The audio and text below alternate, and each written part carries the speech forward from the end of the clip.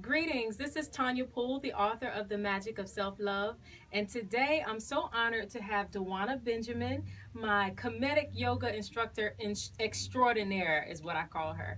Today we are in the magnificent Body and Soul Boutique in Winston-Salem, North Carolina. As you can see, we have, there's an array of amazing books by Black authors here, and out there, you can't see it from where I am, but all types of beautiful jewelry like what you see right here. We're just having a good time. So I just wanted to invite you to come out to Body and Soul in Winston-Salem, North Carolina when you get a chance, because you would definitely love it. But today we are on day 3 of the Magic of Self-Care Challenge of Self-Care Week. So we have really been challenged this week in so many different ways to increase our level of self-care, because when you increase your level of self-care, you increase your health, your vitality, and even your relationships, and the people around you at home or at work, wherever you go, are positively impacted by your commitment to your self-care. So today with Dawanna Benjamin, I'm so excited because we will actually be enjoying your class tonight, your yoga class. I am excited as well. Yeah, I've taken a couple of classes with Dawanna, and she is the most awesome yoga instructor. She really is. She really is. And so those of you who have signed up for the challenge tonight, you know where tonight's special yoga class is taking place, and I hope to see you there. But before we get started on that, or before we go to that, I want to ask Dawanna a few questions, because a lot of people are familiar with yoga, but not everyone is familiar with Kemetic Yoga. Correct. So can you explain to the audience what exactly is Kemetic Yoga? Okay. Well, first, let me just say, Kemetic Yoga. The original. Let me not say the original.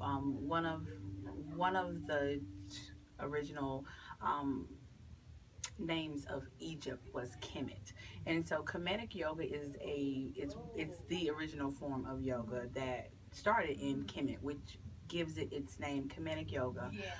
All forms of yoga, even Dravidic yoga, Dravidic Indian yoga, would come from out of Kemetic Yoga as well. Now, there are many forms of yoga. You have Hatha Yoga, you have Kundalini Yoga, you have Bikram Yoga, you have all these forms of yoga, and essentially, the Kemetic Yoga that I am certified in, I got my certification under Yoga Skills method with Master Yasir Rahotep, and what that school essentially does is brings back yoga to its original Kemetic and Dravidic Indian roots, and it doesn't just focus on the physical benefits of yoga, but it also goes within. It's pulling the meditation, it's pulling the breathing, it's pulling the transcendence, it's pulling so many different elements that would facilitate internal healing and well-being, in addition to the physical benefits that you also would get from yoga.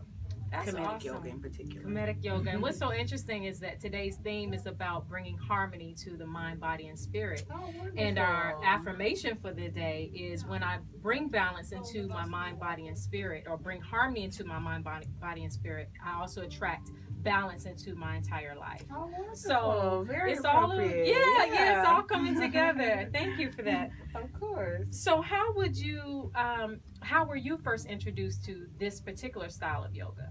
Wow. My introduction actually came from just me, like, acquiring knowledge on the practice of yoga in itself. I had been practicing yoga for over 10 years, and that was just something that I did as to kind of soothe myself as an adult in school, Right. single mom. So I found yoga, and in the process of that, I was just kind of a few seeds were planted by a few different instructors. Have you ever thought about teaching?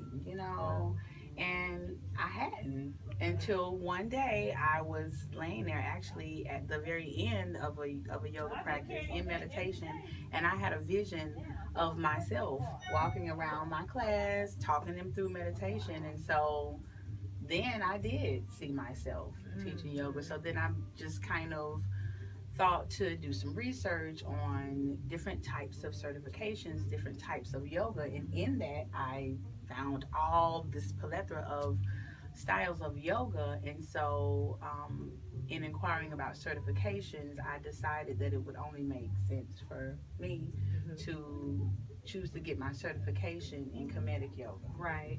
And Right. so it was really kind of, it just divinely found me because And I that's interesting because I'm thinking like a lot of times we don't take the time for self care. We and a lot of you out there may relate to that where you don't take the time to take the yoga class or whatever you're into, and your gift could be found in doing that. You know, that's not something that you set out to find. You were doing something for yourself to benefit yourself, to take care of you.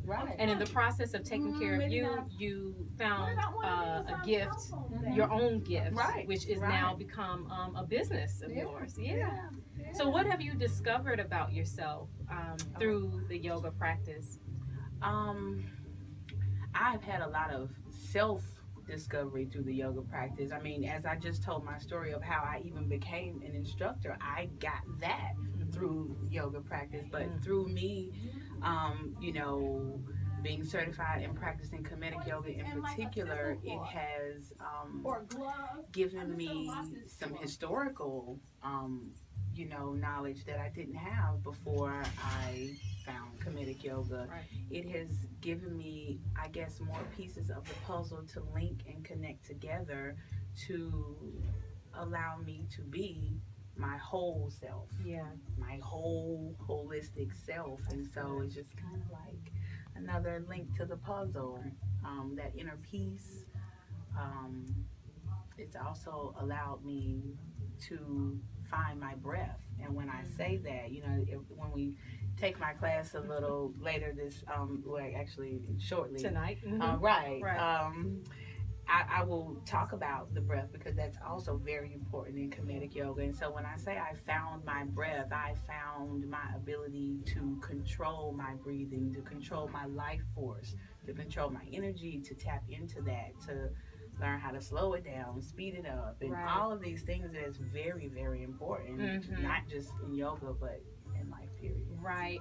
And it's so interesting that you say that because on night one of this challenge, we talked about ways that we can heal ourselves or ways that we can tap into our self-care using the four elements, earth, wind, air, and water. Excuse me. And when we talked about air, we talked about the breathing. And one of the participants actually stated that she found times during the day where she was holding her breath. And I found myself doing that as well, especially if I'm stressed or tense, and it's like, wow, have I not breathed in 30 seconds or or it's very shallow breathing. You're not really taking in the air, and how important that is to all of our organs and our blood to take in the air. So yoga is really, really good for that, and for the brain too. Oh, definitely. Because you get that brain fog and you're forgetting things.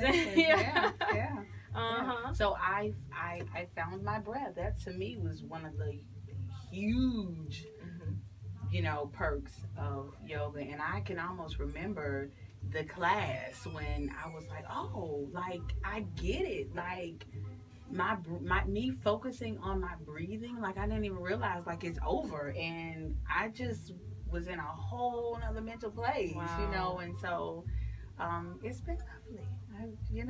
Good. And we're all benefiting from your gifts. I'm so thankful. Thank you. So tell me this, tell our audience this. What 2 or 3 tips would you have for women who are looking to enhance their self-care or maybe aren't taking the time for themselves? What tips do you have for them to encourage them to take that step, or some actual steps that they can take? Well, I would say first and foremost, breathe. And when I say that, I mean find your own breathing practice, your own meditation practice. And I a lot of times replace meditation for breathing, but when I say either one, I'm kind of thinking of both, and I sometimes replace that because we get really discouraged with that word meditation. It's like, well, I don't know how to do that, and Right. Right. and so I'll say just breathe. Yeah. Find your own breathing practice, and I think another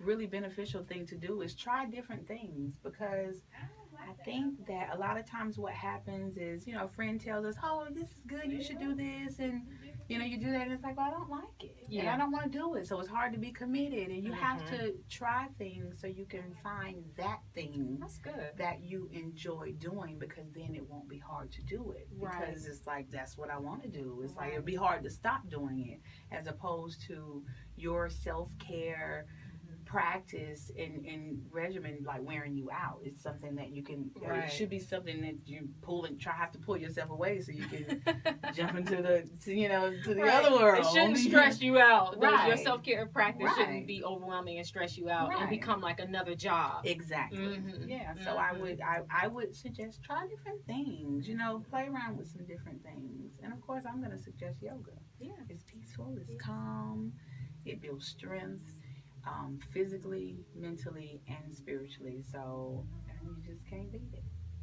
Well, that is awesome. Dawanna, I want to thank you so much for participating in the challenge this year, year's challenge, my first challenge, self-care challenge, and for opening your class up to us tonight. I'm looking forward to it. I am too. And I'm pretty sure when I was talking to all the other participants who were able to make it to Winston-Salem tonight, they're looking forward to it. So hopefully the rain doesn't deter them. Hopefully they'll come. Yeah. But those who are meant to be there will be there. Exactly. So I just want to thank you again. Of course, I want to thank you all for watching. And I also want to again invite you to come to Winston-Salem and visit Body and Soul. It's an awesome boutique.